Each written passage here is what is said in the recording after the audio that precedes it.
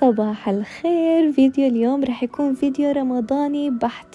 أتوقع أنا آخر واحدة بالكوكب بتنزل روتيني برمضان، بس مش مشكلة، الفيديو طلع كتير حلو فاحضروا للآخر.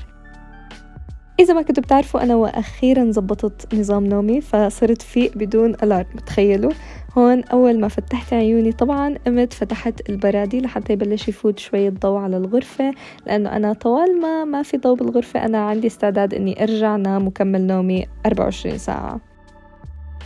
القطقوطة دايما بتكون عم تستناني بالغرفة بشي مكان، وصراحة أحيانا هي اللي بتفيقني.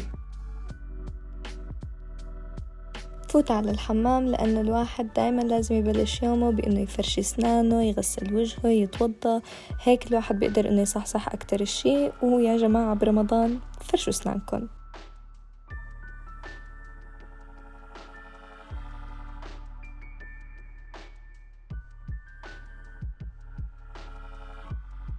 بالنسبة للسكين كير ببلش أول شي بهذا الغسول من The Ordinary. طبعا كل البرودكتس اللي رح استعملهم رح اكتب لكم اسمائهم على الشاشة إذا حابين انكم تجربوهم. هذا الغسول رهيب لأنه هو كمان ميك اب ريموفر. أحيانا بحس حالي ما نظفت الميك اب منيح قبل ما انام، فلما بستعمله بتأكد اني نظفت الميك اب على الآخر. نشف وجهي لأنه هلأ كل شي برودكتس رح يستعملون رح يكونوا عبارة عن كريمات أو سيرومز. هلا آخر فترة صراحة عم ركز على المرطب أكتر الشي، فالصبح ما عم حط أي سيروم على بشرتي. ما بعرف ليش، عم حس إنه عم بستفيد أكتر إذا بس برطب البشرة.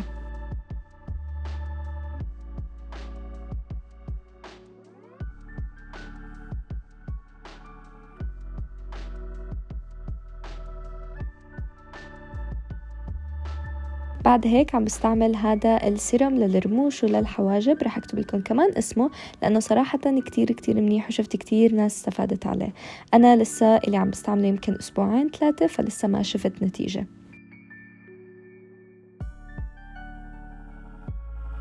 بعد هيك طبعا بصلي الظهر. الدعاء أكيد شيء أساسي يا جماعة، الدنيا هلأ العشر الأواخر فكتروا دعاء. القطقوطة دايما لاحقني على كل مكان وأنا عم صلي وأنا بتخت. طبعا أنا هون رجعت أخذت لي غفوة، هي مو غفوة بس حسيت حالي لازم أتسطح شوي ارتاح من شو؟ ارتاح من النوم. وهون ببلش بجهز حالي برمضان. بحاول قدر الإمكان إني أكون productive أكتر لحتى ما أحس بالصيام، ففورا ببلش إني أحط شوية ميك اب. صراحة ميك ابي كتير خفيف هلأ، فعم بستعمل هذا الكريم يلي هو باي ذا واي مانو كونسيلر، هذا كريم فيه شوية كونسيلر لحتى بس هيك يغطي الهالات السوداء. هو من لوريال، هو كريم لمنطقة العيون، فرح أكتب لكم كمان اسمه لحتى تجربوه لأنه عن جد كتير منيح. بحط شوية مسكرة طبعا، وبمشط حواجبي بحط شوية حمرة وشوية حمرة خدود لحتى بس يكون في شوية لون ببشرتي، لحتى ما يكون وجهي أصفر. ما بعرف ليش بحس برمضان بفضل اني احط كحلة على اني احط ايلاينر، ما عم بقدر اني لاقي السبب المنطقي ورا هاي الشغلة. وشوية هايلايتر لحتى بين شوية مصحصحة اكتر.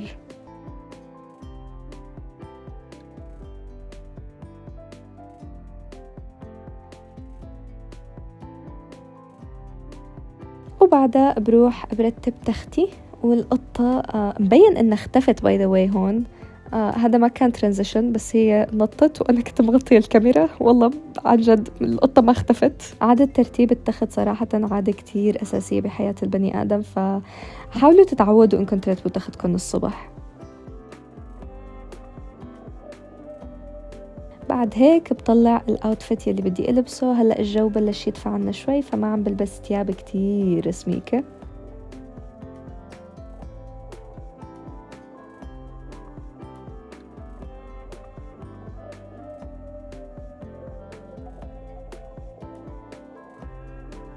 غيرت ثيابي وطلعت فورا لأنه اليوم بدي روح أتبضع. وصراحة هذا هو البارت المفضل عندي من يومي كلياته، لما بروح بدي أجيب الأغراض وأنا صايمة.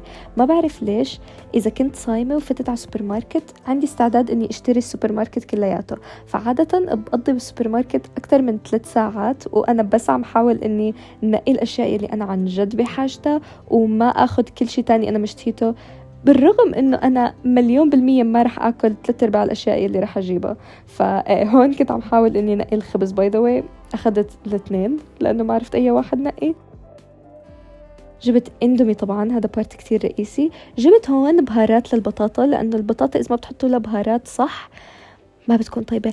وجبت تاكو شلز لانه ما بعرف ليش حابة كتير اني اعمل اكل مكسيكي، بس ما رح اعمله اليوم لا تتحمسوا.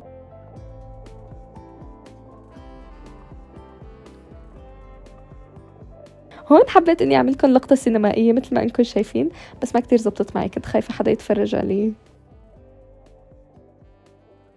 رجعت على البيت والقطقوطة كالعادة عم تستناني، او هي هون شوي كانت كرهانتني بس مش مشكلة. أكيد بصلي العصر لأنه بيكون أذن لبنات ما أنا تبضعت ورجعت على البيت، وبعد الصلاة طبعا بقرأ قرآن.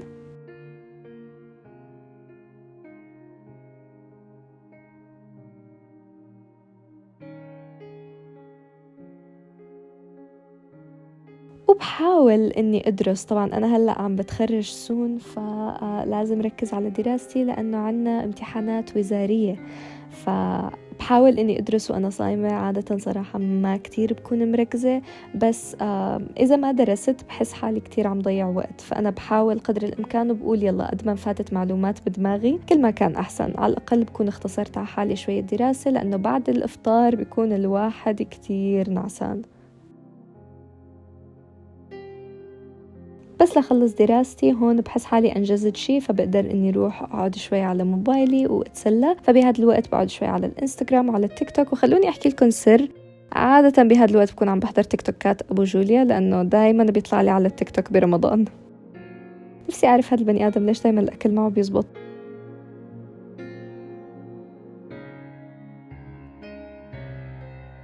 وهون بيجي وقت إني ساعد ماما شوي بالمطبخ. عادة أنا بستلم مهمة السلطة، فمثل ما أنتم شايفين قعدت بلشت إني أعمل الفتوش. هلأ راح يجي حدا يحكي لي عم تحطي فلفلة وعم تحطي أفوكادو وعم تحطي ما بعرف شو بالفتوش. يا جماعة شوفوا، أنا بني آدم بحب أتفنن بالسلطات، فأنا الفتوش اللي نحن بنعمله ما فتوش كتير تراديشنال وتقليدي، فأنا بحط فيه كل شي خضار بحس إنه راح تطلع طيبة.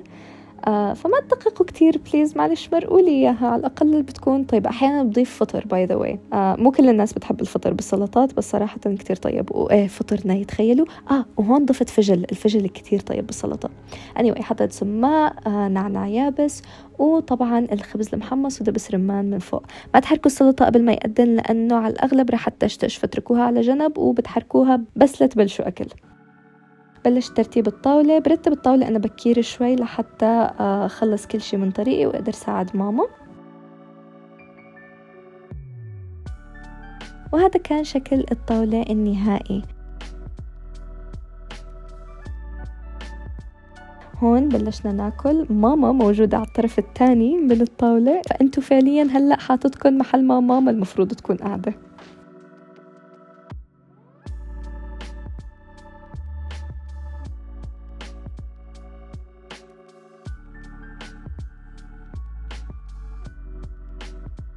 بس نخلص إفطار بقوم أنا بجلي الجليات. بتكون ماما أساسا تعبت وهي عم تعمل الإفطار، فأنا بحاول قدر الإمكان إني ساعدها.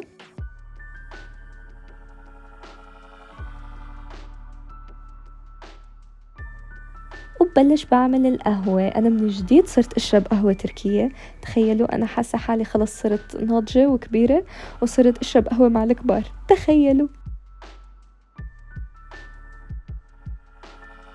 عملت القهوة وكاستين المي ورحت عملت القعدة اللي بنقعدها أنا وماما كل يوم بعد الإفطار، وبنقعد بنحضر مسلسلنا وأنا بقعد بحكي له شو صار معي بيومي. هلأ اليوم أنا ما كان صاير معي شي طبعا لأني رحت بس اتوضعت، بس عادة إذا بيكون عندي شغل قبلها بقعد بحكي له عن الشغل، إذا كان عندي دوام أو شي فهيك بنكون قاعدين عم نتحدث.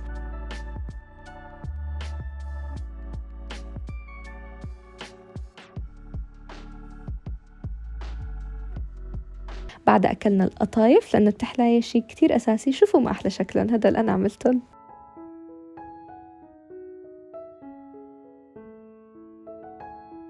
طبعا بعد الإفطار والأكل والحلو والقهوة بروح بتسطح شوي على التخت وبقعد على الموبايل لأنه حرفيا بحس رح يغمى علي من كتر ما أكلت.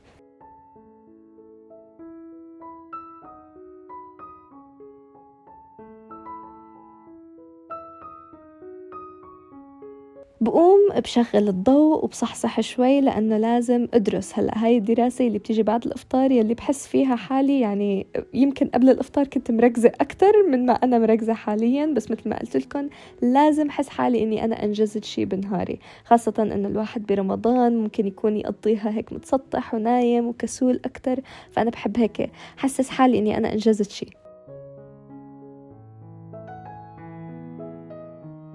طبعا نحن هلأ ما عنا دوام بالمدرسة لأنه عطلنا بكير، مثل ما قلت لكم اللي عم يتخرجوا عنا بيعطلوا تقريبا شهر أو شهرين أبكر حسب، والمفروض إنه نحن نعطل بهاي الفترة عشان ندرس، مشان هيك أنا عم حاول إني أدرس.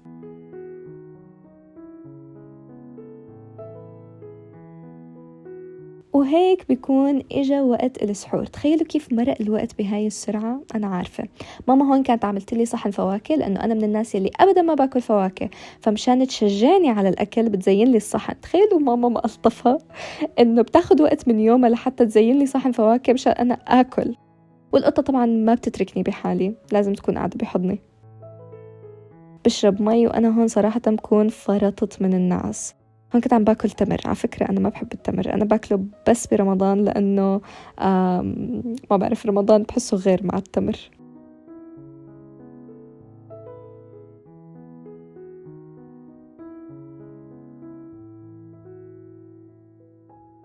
بس ليأذن الفجر بقوم وبصلي، وقبل ما حدا يسألني أكيد طبعا صليت العشاء. ومعلومة فول كتير بتحب سجادة الصلاة، ما بعرف ليش دايما لما حدا بالعائلة بيصلي دايما بتروح بتقعد بتلعب معاهن.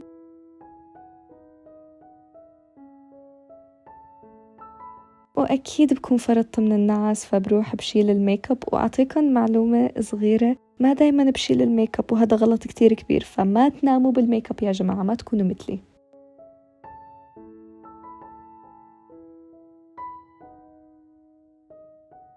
قبل ما انام بركز اكتر على السكين كير، فهلا هون حطيت هذا السيرم من The Ordinary، كمان رح اكتب لكم اسمه على الشاشة. هذا السيرم ما لازم ينحط غير من يمكن 3 ل 4 مرات بالاسبوع، فانتبهوا اذا رح تحطوا منه ما تكتروا. حطيت كمان من هذا الكافيين سولوشن تحت عيني، هذا المفروض انه يساعد على الهالات السوداء والنفخة اللي بتكون تحت العيون. واخر سيروم عم حطه هلا هو مثل مرطب لفروة الشعر، فالمفروض انه ينحط منه يدوب هيك قطرات صغيرة ويتمسج شوي على فروة الشعر، ما لازم ينغسل الشعر بعدها، فلهيك لازم ينحط منه كمية كتير كتير كتير قليلة لحتى بس يرطب الفروة شوي.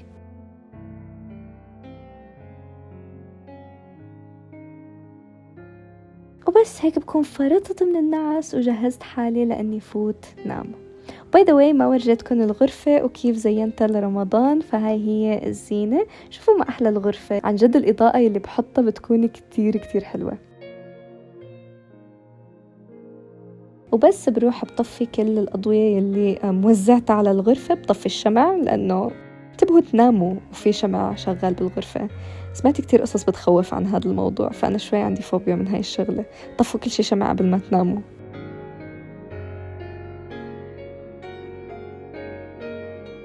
وأخيرا بجهز حالي لأني فوت نام.